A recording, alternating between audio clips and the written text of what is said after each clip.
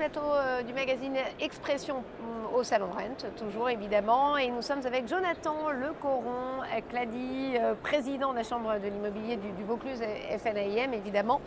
Comment ça va? Une année un peu voilà, riche. Ça a été une année effectivement très riche. Mais on est toujours là, bien en forme. Ah bah bien sûr, on est toujours là plus que jamais. Oui. Et la FNAIM sera toujours là pour soutenir et défendre ses adhérents, tel qu'elle l'a fait cette année. Alors chez vous, en plus, Jonathan, on résiste quand même beaucoup mieux. Alors oui, la région sud, donc la Provence-Alpes-Côte d'Azur, est un marché qui reste assez dynamique et assez attractif par rapport au reste du territoire français. C'est même la région qui résiste le mieux en France aujourd'hui. Ouais. On observe tout de même une baisse de l'activité bien sûr, mais également une baisse des prix, un cycle baissier qui est enclenché. Après tout, on sort d'une période exceptionnelle. Bien sûr. On C'est ce que me disait l'un de vos collègues de bien ici. Il me disait on parle de crise, mais enfin on revient à la normale. Mais c'est ça, Oui. l'exceptionnel est terminé, on revient juste à la normalité. Oui. Il faut donc que nous fassions notre métier en pratiquant les fondamentaux, tout bêtement, et en accompagnant nos collaborateurs et nos adhérents le mieux possible pour passer ce cap. Mais c'est simplement en fait une correction de marché et un retour à la normale, de même pour les taux. Alors comment vous les accompagnez? Alors on les accompagne en leur proposant les meilleures solutions possibles.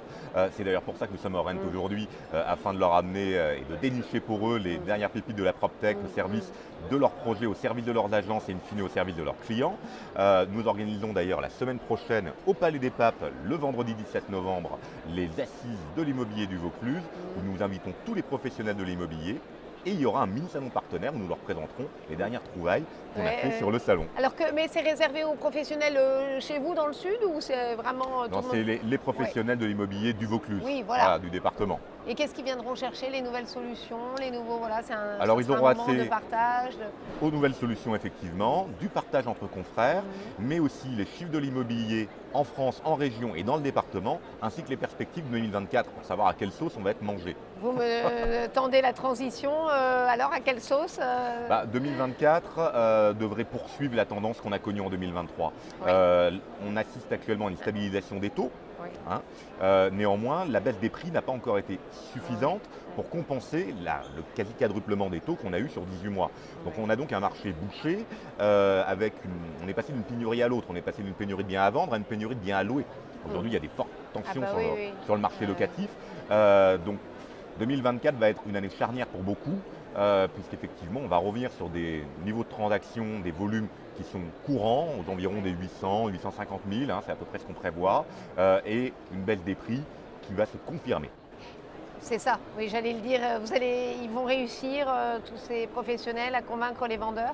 Il y a toujours eu un décalage, on l'a vu sur les crises précédentes, il y a toujours un décalage entre la hausse des taux, la perte de capacité d'achat des acquéreurs et, in fine, la résilience nécessaire dont vont devoir faire preuve les vendeurs. C'est à nous, professionnels, de les accompagner, de faire œuvre de pédagogie et de ne pas céder à la tentation de prendre des mandats trop chers et ainsi valider le prix dans l'esprit du vendeur.